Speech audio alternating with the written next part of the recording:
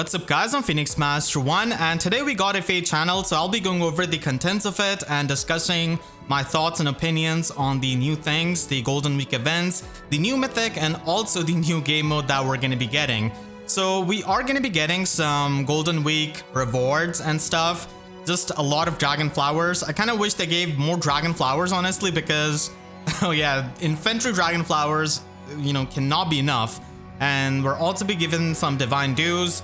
They are going to be having the Hero Fest, which has started actually for the Choose Your Legends unit, so it is kind of expected. And they're also going to be giving 20 tickets for this Golden Week event, so you can just try and free summon any of these Choose Your Legends units. And Choose Your Legends 5 units are going to be getting a weapon refine this year, so especially if you're trying to plus and merge any of them, this could be a good chance. And then we're going to be having a quiz event using which we are going to be able to get some orbs. So at least Golden Week is going to be bringing in some orbs here, and it is going to be taking place on Twitter, but not through the Twitter polls because that's locked behind Twitter Blue now. So they have a new website for the voting, which honestly I really like. It's much better than Twitter voting in my opinion. It's going to be a bit harder to bot that, I hope. And then we also have the information about our new Mythic, Nerthuz. So she is the aunt of Freya and Freyr. Kinda sad that Freyr is still not in Fae with this original version. We only really have Summer Freyr, and Nerthuz is already present as a Mythic unit. So she's gonna be the Mythic unit of this month, which is kind of expected because we were expecting a blue Mythic unit, either Astra or Light. And she is a light Mythic unit, and we are shown some of her combat, and we already know her stats from the story mode and what her weapon is going to be doing. And they also show her preferred skill, which she didn't really have in the story mode. So overall, from what we know so far, she's going to be having a stat spread similar to this, which she had in the story mode. And based on the growth rates that they had in the story mode, she's going to be having these super boons and super banes. And this is basically going to be the Mythic banner that we're going to be having at the end of this month. Ganglot is going to be something that many people might try to summon because she does have the Arcane Axe. And Nerthuz is a blue cavalry beast color sharing with Legendary Shez and also Legendary Deidre. And she's a light Mythic who can boost up your speed. As for her preferred weapon, she does get minus on special cooldown, so Gale Force is going to be a 4 cooldown special. And then she can get extra stats in combat depending on her maximum special cooldown count, multiplied by 2 and then added by 5. And Gale Force is going to be a 4 cooldown special, so that's pretty good. And then she can get special charges on both her attacks and the enemy's attacks. So this is going to be making it pretty easy for her to trigger Gale Force because she wouldn't really have to depend on something like Heavy Blade, like Freya for example. So that is really good, and it is going to be making it a lot easier for her to trigger Gale Force. And then she's got full null follow-up in her weapon, which is really incredible. Now when it comes to her preferred slot B skill, we are shown some things, and it also describes the effects of Fruit of Life. So basically it does inflict minus 5 speed and defense debuff on the foe in the combat, and she does have the half tempo effect.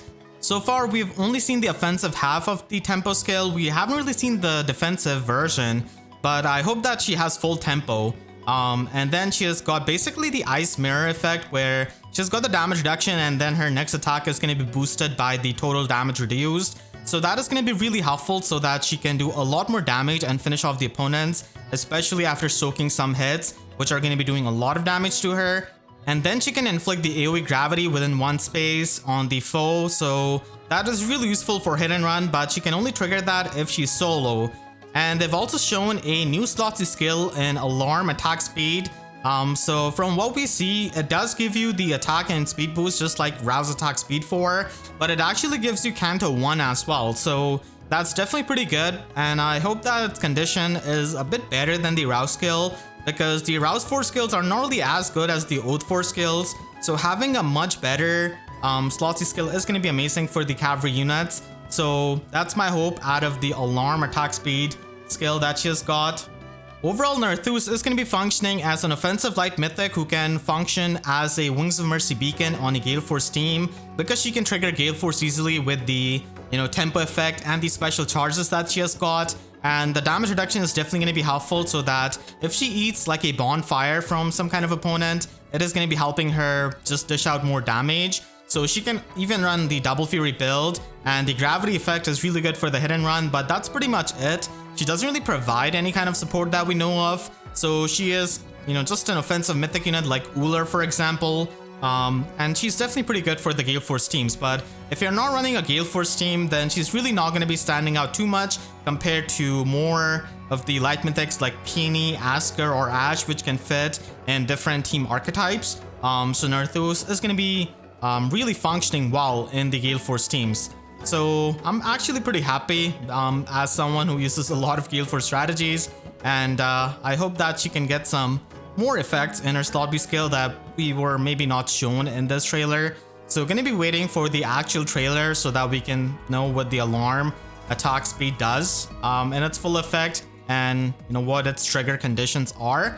We do have new information about the update that we're going to be having, and they're basically going to be making some changes to Hall of Form so that we can have like 2 weapons and 2 specials and 2 assists and also 2 sacred seals available in the Infernal Hall of Form. So this is going to be really helpful if you're trying to get a high value special like Vital Astra or Godlike Reflexes. I never really understood why they didn't really do this from the first time that they, you know, gave us double scales on the Infernal floors. So this is definitely helpful if you're trying to build up the Pharma units. This is the first time that we're going to be having a Legendary unit in the Hall of Forms, and I'm going to be having the full Pharma guide soon on these units. So definitely pretty excited for this Hall of Forms, especially with Brave Marth, who is soon going to be getting a Weapon Refine.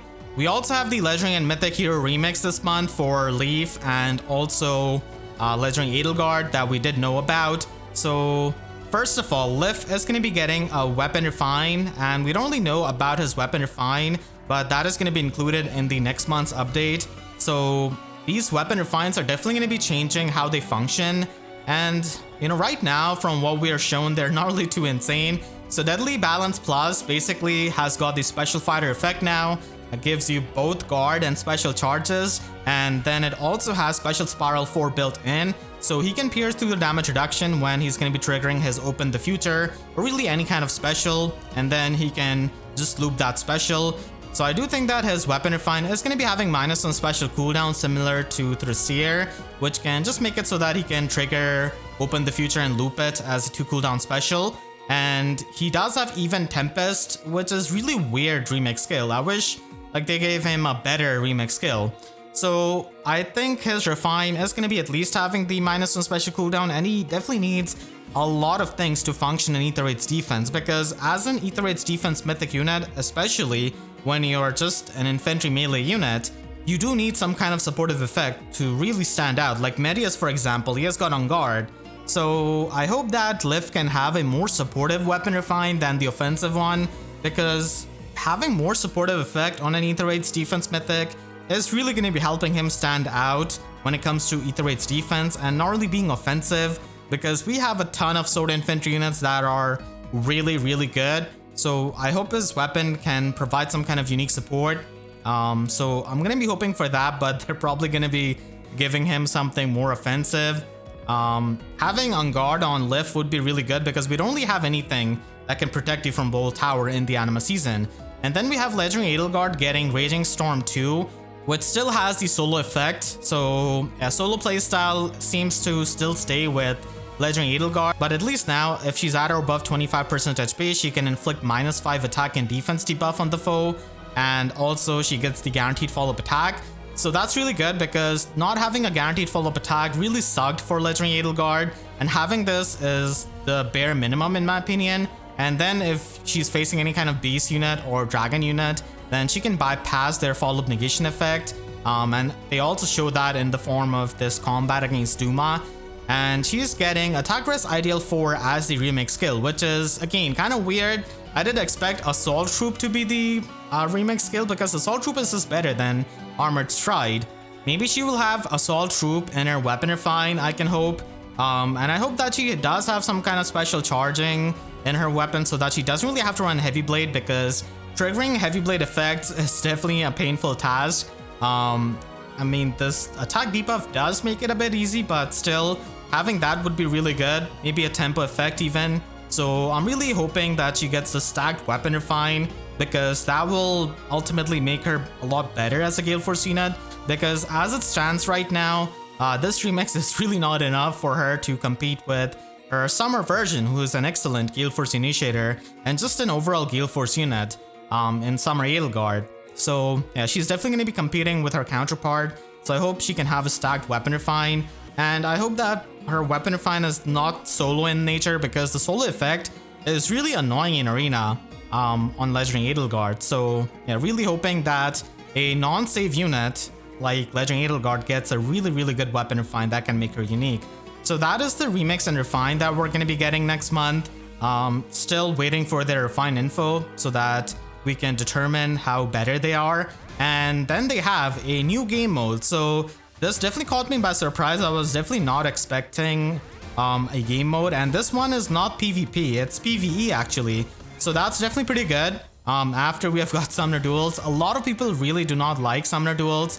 So we're going to be having new game mode called Seer's Snare. So this is basically like a chain challenge essentially, because you're going to be needing the units that can work throughout different battles. So having self-healing, having healers, having, you know, anything that can help you in multiple battles is going to be helpful. So of course you don't really want to run something like Fury or the push skills or any kind of recall skills really. And they have said that you can only have the same hero twice in your team, and you can only have one dancer, and you can only have one hero with a save skill. But the save skill doesn't really matter too much, because you're not going to be having access to your passives right off the bat. You're going to be having access to your weapon, to your assist, and to your special, and you're pretty much going to be retrieving your passives. As you can see, it is logged out on this Brave Crom, so it kind of reminds me of the 3DS Smash Bros in this kind of layout.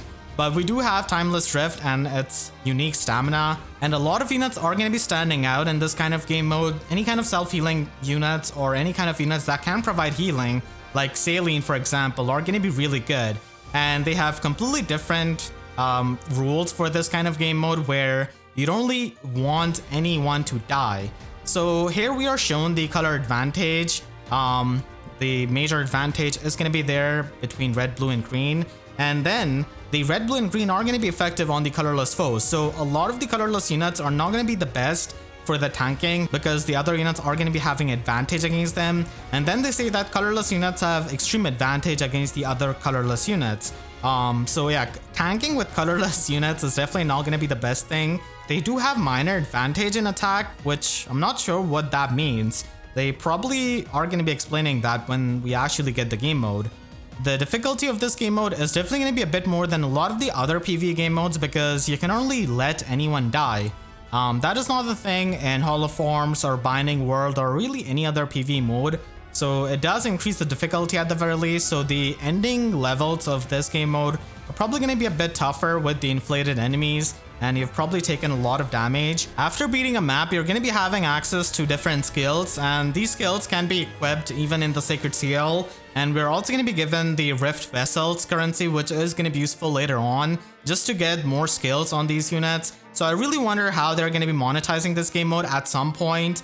Probably you can keep the skills if you have the currency, which is going to be monetized, I'm guessing, because that's how they monetize Binding Worlds. So in any case, we have 16 skill slots here, which is definitely pretty insane.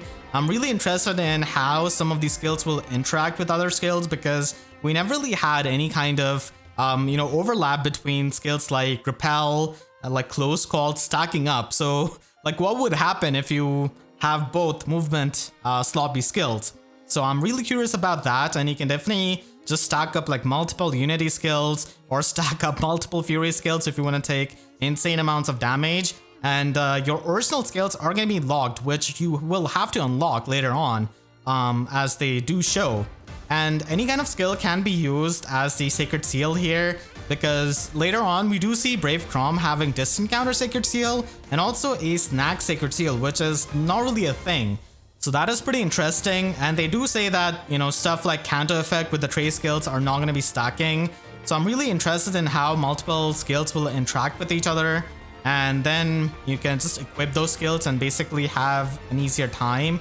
Mystic Boost Sacred Seal is going to be really helpful. Any kind of healing is going to be really helpful, really. And then we are shown this kind of different panel where you can exchange your rift vessels for the different skills. And this is kind of what makes me think that they're going to be kind of monetizing this for the skills, like the expensive skills, which you can just keep on your units. So random slot unlock is something that FEH goes over, which just unlocks the your base skills of the units. So that is going to be making you stack up with your skills which you had on your units. The slot unlock is going to be random, so you can only have the control over which, slot you unlock basically. But still, it is going to be helpful. Like, they have praise and skill on res here. And then they have different kinds of panels. So there's the healing panel where you can go and restore HP.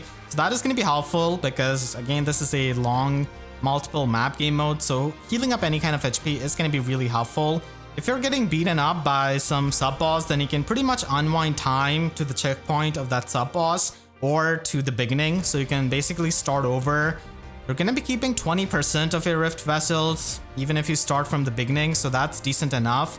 So I'm really interested in this game mode, honestly. It does look promising and unique enough. And I'm also curious about the interactions of the different skills and also, how they're going to be monetizing this game mode. It does have decent enough rewards, as we can see. It does have orbs as the rewards as well. And it also does have the divine codes, basically the limited ones. I'm really looking forward to this game mode. It is going to be starting next month, so we still have 3 weeks for it. It's about time we got a new game mode, and I'm really happy that we finally did, because it's been a while. The last new game mode that we got was like Summoner Duels, basically, which was a long time ago. So those are my thoughts on the FEH channel. Let me know in the comments what you think about it and what do you think about the new game mode. So hope you'll enjoy this video. Make sure to leave a like and a comment, helps me tremendously. And if you really enjoyed, you could always support me directly by using super thanks down below or by becoming a YouTube member. And for more FEH videos, make sure to subscribe and hit the notification bell because YouTube sub boxes are about as functional as recoil skills in this new game mode. So with that said, I'll see you guys next time. Thank you so much for watching and have a great day.